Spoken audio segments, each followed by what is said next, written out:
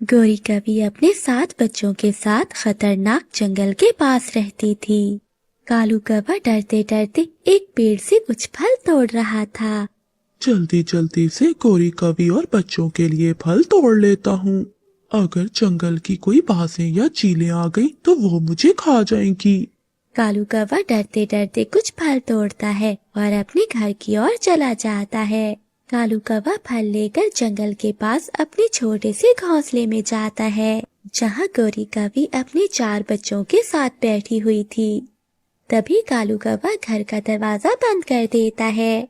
कालू जी, किसी ने आपको यहाँ आते हुए देखा तो नहीं?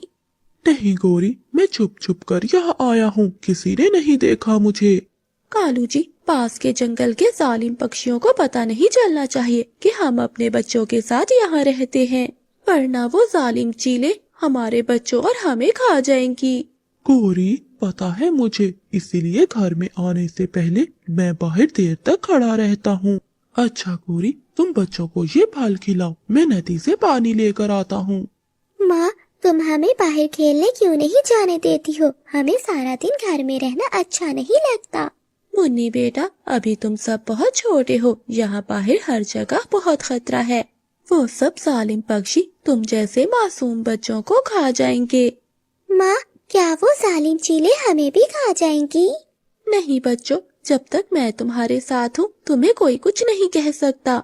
फिर कालू कौवा भी पानी ले आता है। वो सब पानी पीकर सो जाते हैं। आधी रात को गौरी कवि के 3 अंडे भी फूट जाते हैं और उनमें से 3 प्यारे प्यारे बच्चे बाहर आते हैं, जो अंडों से बाहर आते ही शोर मचाने लगते हैं। गौरी, बच्चों को चुप कराओ, वरना कोई जालिम चीले हमारे बच्चों को देख न ले।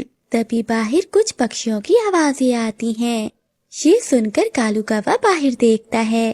तभी सामने 2 गिद्धे बैठी हुई थीं। गौरी, बच्चों को चुप कराओ, वरना वो गिद्धे यहाँ आकर हमारे बच्चों को ले जाएंगी। अरे भाई, अभी तो बच्चों की आवाजें आ रही थी। पता नहीं, यहाँ तो कोई भी दिखाई नहीं दे रहा।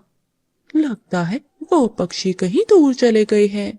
चलो हम उन्हें जंगल में ही देखते हैं। गौरी, अच्छा ही हुआ कि वो जालिम गिद्धे यहाँ से चली गई।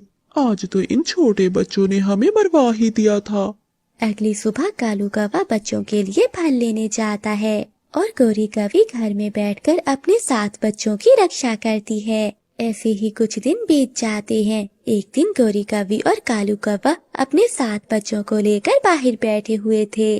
तभी दूर जंगल से वो जालिम गिद्धे उन्हें देख लेती हैं। अरे भाई,